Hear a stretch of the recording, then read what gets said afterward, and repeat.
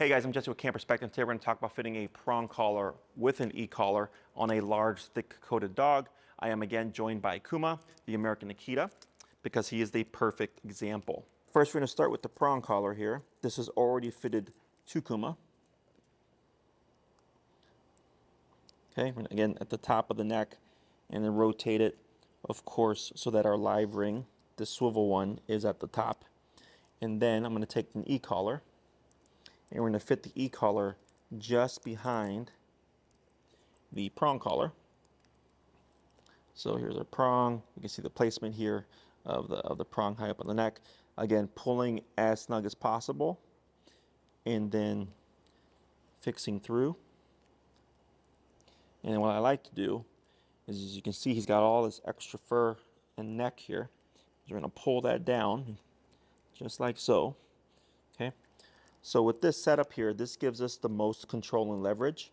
The prong collar should not be falling on top of the e-collar, okay, because that's going to take away from the prong collar. You want to make sure that they are separate from each other here. So you can see the strap of the e-collar, we can see the prong collar. Sometimes with clients, I see them coming and then the prong collar is fitted like this, and then when they're wondering why this isn't working, it's because the strap of the e-collar is, of course, buffering the prong itself. So we want to make sure that they are in two distinct different places here. The reason why we want the prong at the top of the neck is the prong gives us immediacy. Okay, so if I turn the corner and Kuma became reactive, the moment I pull up on that neck, it's going to bring him back immediately. The e-collar is, if a client is early in the training, is ultimately what's going to stop the behavior. But as the owner is getting through that process, this is just giving them that immediacy, that extra leverage over the dog to contain them, while the e-collar does its work to correct the behavior. Okay, we would not want to have it fitted the other way with the e-collar above the prong collar. Okay, because the other thing that people tend to do is fit this incorrectly, that this starts to slide down and then the e-collar starts to slide down as well. Or then here, if this slides down over your e-collar, that's definitely too loose.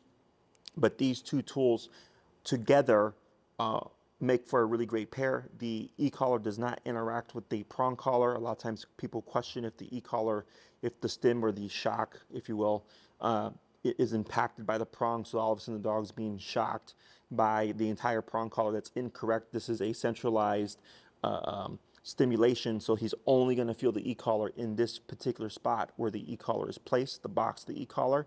He's not going to feel anything anywhere else, okay? So if anybody tells you otherwise, they're lying to you. That is completely incorrect. Many trainers, including myself, do this setup with dogs, especially large breed dogs like Akuma here, who's an American Akita. He's very powerful, so having these two tools together gives the owner the most leverage. So I'm Jesse with Camp Perspective. Thank you for watching.